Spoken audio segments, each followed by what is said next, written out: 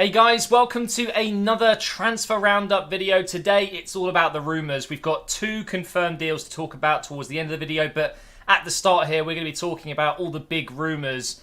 And to kick off this video, there isn't really a bigger rumour out right now than Hazard to Real Madrid. Now of course, with Ronaldo leaving Real Madrid for Juventus, they've got quite a big hole in their team to replace. And when you think about it, who is there that could replace Ronaldo? Arguably, no one. But there are a couple of players that maybe could just go a little bit of that distance to recover the goals that they're going to be missing from him, the assists, the just the sheer ability of Ronaldo. I mean, you just can't replace that. But Hazard, definitely one of the best players to potentially do that, I think. Along with maybe Neymar. I think Neymar could definitely do a very good job. So, with Hazard at Chelsea, who've just sacked their manager Conte, it just really wouldn't surprise me if Eden Hazard did move to Real Madrid in the next few days/weeks. Now, no one knows how much that would be, how much it would cost Real Madrid, but some reports are £120 million or more. I tell you what, if you could sign Hazard for £120, I'd be in there right now. I'd offer 121 if that's enough to get over the bridge with that one. Anyway, 120 million pounds for Hazard. I think it'll be more than that. I think his value on transfermarket.com is the website I use to get a lot of my information. His market value is 99 million. But of course, a lot of players when they move go way above their market value, especially when they're huge talents like Hazard, and he's just in his prime. He's still relatively, I don't want to say young, but you know, he's got a lot of time left in his career to improve even more. So this deal to me makes sense. Whether or not they'll be able to get it done, I don't know.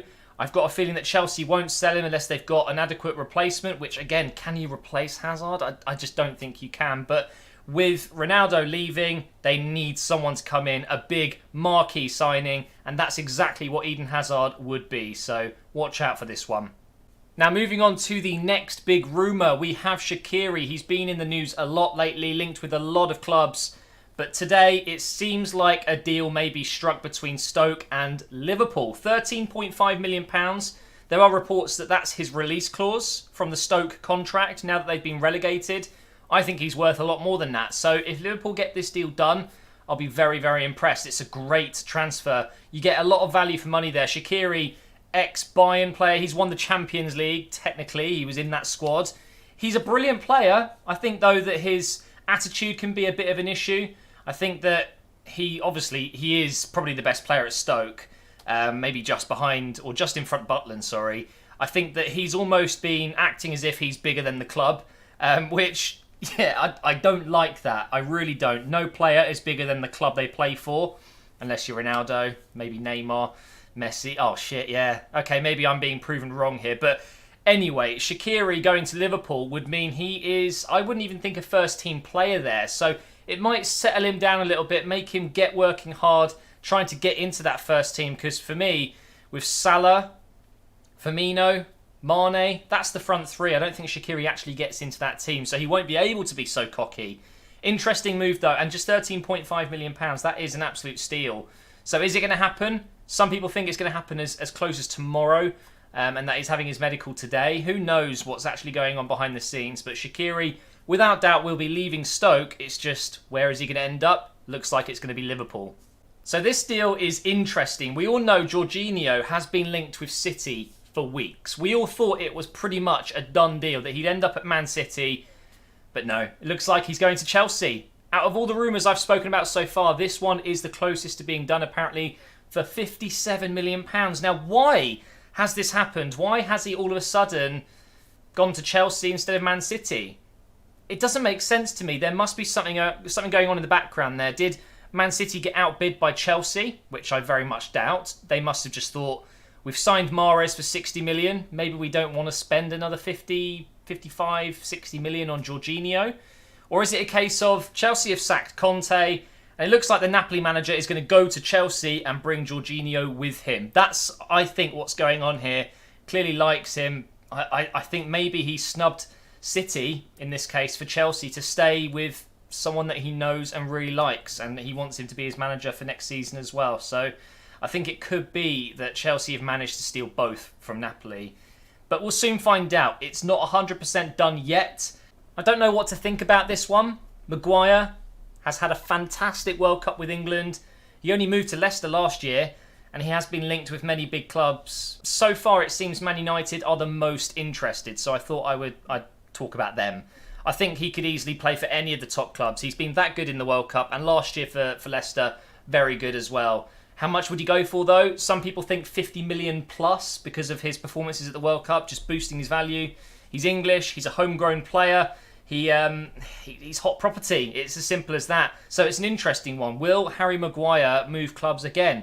I'm hoping he stays at Leicester for one more year. I think that would do him some good. It's a bit much right now. A lot is going on in his career. He's just shot up the ranks. He's now, one of England's best defenders. But is he really ready for that step up to play for a team like Manchester United? I think he could do it just fine, and any club would be very lucky to have him. But maybe just one more year at Leicester. This is another rumour that's been in the papers and online for a few days now, and that is Felipe Anderson of Lazio moving to West Ham in a deal reportedly worth up to £47 million. I mean, West Ham are going for it in this window. They really are. Yarmolenko has signed already. Wilshere in the middle as well. They've got some great players coming in.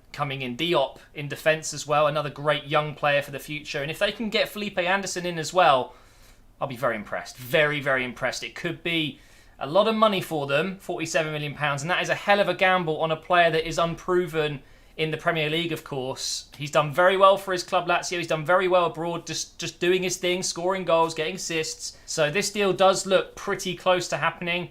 Is it too much money, though? I can't help but feel £47 million can get you a lot in the window these days, and it can get you a lot of experienced Premier League players. They could probably sign 27-plus-year-olds from the Premier League already to start next season, or they can gamble on a Brazilian winger that's done well in Italy but might flop in the Premier League. You just never know. But hopefully it works out for them if it does. Now for the final rumour of this video, and then we've got 2 confirmed deals to talk about. But this one is Grealish from Aston Villa, linked with Spurs. He's linked with a few other English clubs. Basically, he is leaving Aston Villa. They've openly said they need to raise some funds. They've got some issues going on in the club, and that Grealish to them is 25 million plus. Spurs are the front runners right now to sign him. He's a good player, there's no denying it, but is he that good? Is he Premier League level? It's going to be an interesting one, this. I think he's arguably, if he does go to Tottenham, going to one of the best clubs in England to nurture young talent. And they've got a lot of English players there. They've got a real English core. I think he would slot in very nicely indeed there. And I think Tottenham would be a great choice. And I think he could break into their squad. I think, though, with Dele Alli, who plays in his position, you could say, maybe Grealish would end up playing slightly wide. And I'm sure a lot of other English teams are looking at him. Maybe some of the lower teams in the Premier League looking just for one of those star players to help them climb the table next season. But going to Tottenham, that's a big deal for him. It would be a big contract, a bigger contract, but also a lot more responsibility. And we know that there has been some issues regarding his personal life that has made it into the news. So hopefully he would settle down a bit and maybe, who knows, get called up to the England squad at some point. With the Euros 2 years away, maybe that would be his target. So let's talk about these 2 confirmed deals now.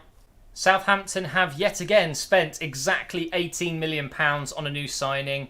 First they had Elyounoussi coming in, and now they've got Vestergaard from Gladbach. Now, Vestergaard, big, tall centre-back, great in the air, scores a lot of goals from set plays and corners and things like that. It's a big signing, literally, and I'm really happy he's coming to the Premier League, to a team like Southampton, who for me have really struggled since losing Van Dijk. He's quite literally a replacement for Van Dijk, that physical, tall player. Definitely not as quick and as athletic as Van Dijk, and definitely not as good.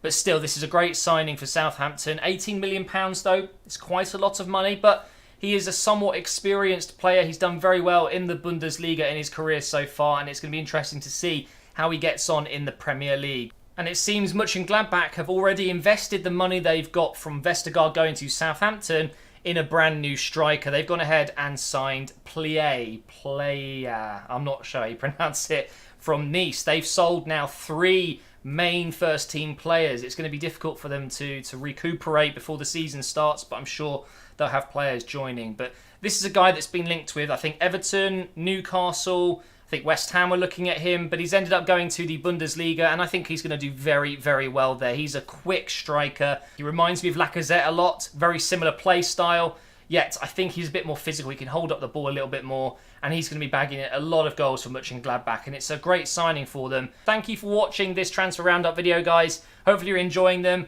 and tomorrow we've got the match review between England and Belgium for the third place playoff. Yeah, not very excited for that one. It seems like it's a bit of a pointless game, but the match review will go up nonetheless. And then, of course, it's the World Cup final. And then we're back into career mode videos. I'm really excited to get back going into those. So thank you for watching. Make sure you drop a like, make sure you subscribe, and I will see you next time.